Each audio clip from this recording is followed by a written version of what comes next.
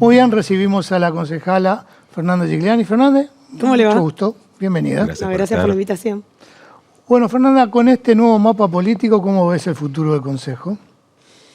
Yo creo que el resultado electoral del otro día creo que nos invita a reflexionar más allá de la composición inmediata del Consejo Municipal. Para mí, te diría que es uno de los peores escenarios en términos democráticos.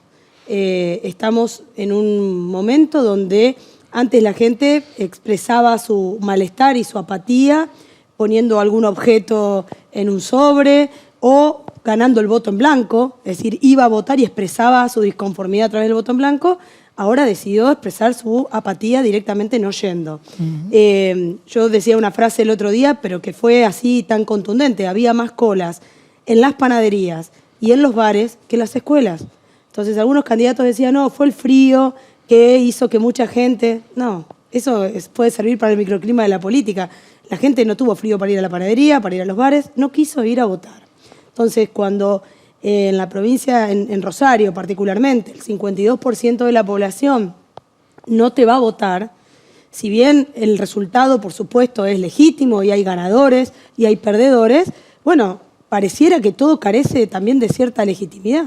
El otro día, el lunes, hacíamos como si fuera una editorial, donde particularmente yo decía, no sé qué festejan, porque es como que la abstención ganó en la mayoría en la ciudad de Rosario. Así es. Y yo veía que todos festejaban.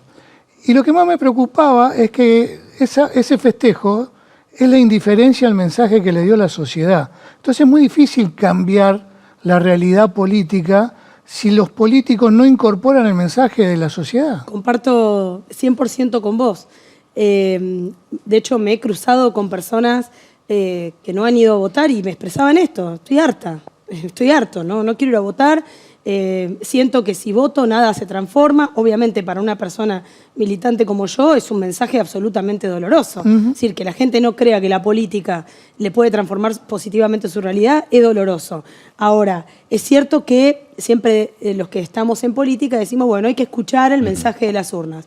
Cuando de repente, con el 52% de la población quedándose en su casa, todos los candidatos festejaban, y sí, la verdad que la mirada, yo intentando abstraerme un poco, decía, y sí, ¿qué festejan?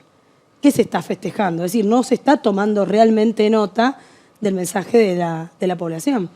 Fernanda, en la campaña que pasó, llamó la atención que hubo un pedido para bajar candidaturas, incluida el candidato de la lista que vos acompañaste, por ejemplo. ¿Qué pasó en el fondo? Mira, yo creo que hubo un alto nivel de hipocresía desde febrero para acá.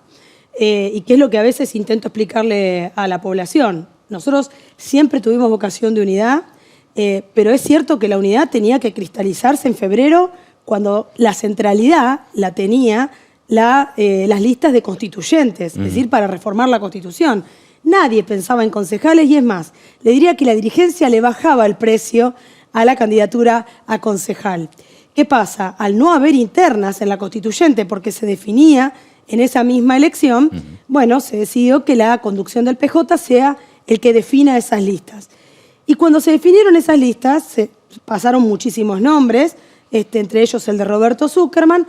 Finalmente, la conducción del PJ termina llamando por teléfono a Juan Monteverde y dejan afuera de ese armado a Roberto Zuckerman, que no solamente es constitucionalista, sino que además había sacado 72.000 votos en la última elección. Entonces, yo lo que digo es, salvo que estemos frente a alguna dirigencia muy amateur, de creer que a ese que había sacado 72.000 votos, que además es docente de Derecho Constitucional, es constitucionalista, no iba a querer participar en las elecciones a la reforma de la Constitución, que es algo que ocurre muy pocas veces en la historia, en este caso de nuestra provincia. Entonces, diría que nos condenaron a ir por afuera. Nunca hubo voluntad de ir por afuera, pero nos condenaron a ir por afuera. Y obviamente, si bien algunos están acostumbrados a utilizar un partido para una candidatura y para otro partido para otra candidatura, para nosotros eso realmente era un mamarracho. Y bueno, en esa misma conjunción donde cerramos una lista de constituyentes, cerramos también una lista a concejales. ¿Qué lectura haces? Perdón, porque si no parece que esquivo a la pregunta. Sí. Yo creo que penosamente a dos o tres días de la elección aparece una operación muy berreta de pedirnos que nos bajemos. No Claro. tanto Zuckerman, sino también Cavatorta, que era el otro candidato. Digo berreta y digo muy obscena porque los mismos promotores, es decir, Ciudad Futura y el Movimiento Evita principalmente, que eran los promotores de esa campaña, en más de 20 localidades de la provincia, el mismo 29 de junio, estaban con listas, compitiendo con listas por fuera del PJ. Ujú. Ahora, Monteverde convocó al diálogo una vez consumada la elección. Digo, ¿en este contexto es viable poder hablar con este sector? Mira, nosotros no recibimos ninguna comunicación formal y la realidad también, porque lo he dicho, el nivel de violencia que se ejerció sobre nosotros en esos 3 días antes de la elección, para mí fue inusitado. Yo en mi carrera política nunca fui víctima de tanta agresión, no política porque me la banco, digamos, yo me banco la discusión política, pero sí muy en términos personales, descalificando, incluso intentando anular al otro, que es lo que más lamento, porque parecía que eso era un patrimonio exclusivo de Milei o un patrimonio exclusivo de la derecha, y de repente no, era de fuego amigo. Entonces, yo creo que algunos se equivocan, primero utilizando esas mismas herramientas, porque esto no se resuelve con 3 dirigentes tomando un café. Porque después hay una militancia, por lo menos nosotros tenemos una militancia también detrás, que queda muy, muy dolida, muy herida. Vecinos y vecinas de esta ciudad que creen profundamente en nosotros, que bueno, que después es muy difícil desandar ese daño que se causa. Dicen que un día en la Argentina son 10 años en Noruega.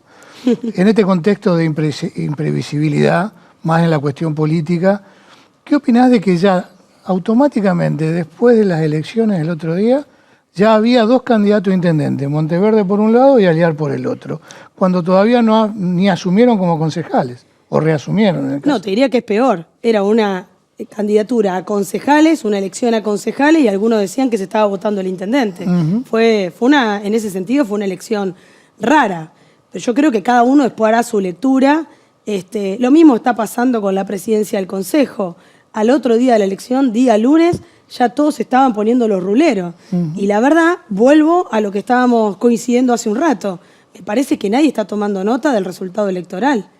Ganó el ausentismo en la última elección. Entonces, si algunos creen que ya ahora a esta altura se va a estar discutiendo, o por lo menos no cuenten conmigo, si el foco de la discusión hoy va a estar centralizado en la presidencia del Consejo, que se vota en diciembre, y que además siempre tiene que ver, porque lo sabemos todos, no hay reglas preestablecidas, tiene que ver con acuerdos mayoritarios que se den hacia dentro del Consejo, pero hoy la ciudadanía nos está diciendo que nos ocupemos de los temas que tienen que ver con la agenda de la gente. Entonces, si alguno ya está pensando de saltar a otra candidatura, si alguno ya está pensando en quién va a ser presidente o presidenta del Consejo en diciembre, me parece que seguimos sin tomar nota del resultado electoral. Analizamos, hablando del resultado electoral, lo que fue el ausentismo. Ahora, de aquellos que fueron a votar, ¿qué crees que quisieron reflejar precisamente con su voto respecto de Rosario? A ver, yo creo que, bueno, desde ya la candidata oficialista, quien estaba siendo respaldada tanto por el gobernador, de hecho, la candidatura no aparecía el intendente en los afiches, aparecía el gobernador acompañando a Carolina Labairú, quedó en un tercer lugar, si bien pudo aumentar el caudal de voto de la primaria. Bueno, es raro ver a un oficialismo que salga perdidoso en este sentido en las elecciones. Después creo que en el caso de Aliart, bueno, todavía hay algún sector de la población que no termina de tomar nota del impacto negativo que va a tener el gobierno de Javier Milei, que está teniendo el gobierno de Javier Milei, y que me parece que, te diría que fueron discursos efectistas. ¿A qué voy? Por un lado, Monteverde con su voto útil, es decir, no voten a las otras 2 alternativas, si queremos que gane Milei en Rosario hay que votar a Monteverde, y por otro lado, Juan Pedro Aliart, en esta cosa de polarizar, es kirchnerismo o libertad. Es decir, que todos aquellos rosarinos y rosarinas que no se sienten, digamos, no son simpatizantes del peronismo, de sus aliados y de lo que fue el kirchnerismo, tenían que votar por Juan Pedro Aliart. Me parece que fue un poco eso. Fueron discursos efectistas para el momento. De hecho, nadie habló de ideas. Yo estoy azorada porque no hubo debate, pero tampoco no hubo planteo de ideas. Es decir, van a sentarse en una banca concejal y algunos ni siquiera dijeron qué era lo que hicieron siendo concejales y otros no dijeron qué van a hacer cuando lleguen al Consejo. Así que bastante patética, desde mi mirada, la campaña concejales. La última vez que estuviste dijiste que, hablando del peronismo, vos eras la más peronista de todas. En el No tengo Consejo. duda. Y me lo dicen muchos peronistas, Bueno, aparte. en este escenario, donde Monteverde ya en la elección anterior se cuidó mucho de decir que era hincha de Ñul, dijo que era hincha de la selección. En esta última elección se cuidó mucho de nombrar a Traferrio, Rodenas, inclusive hasta la propia Cristina. Digo, hoy, ¿cómo te ves? ¿Seguís siendo la más peronista de los peronistas? Siempre. Yo soy orgullosamente hija de familia peronista.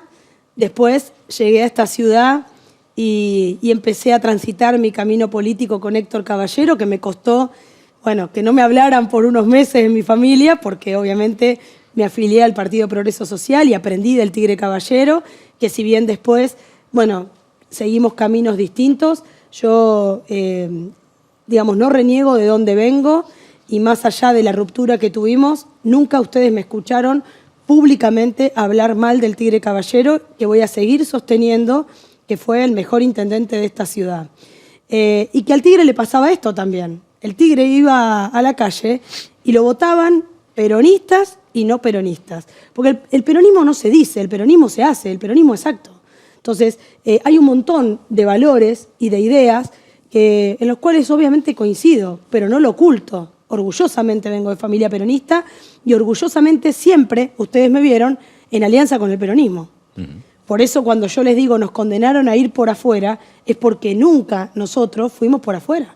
Los que fueron por afuera fueron otros, que son los que ahora nos apuntaban.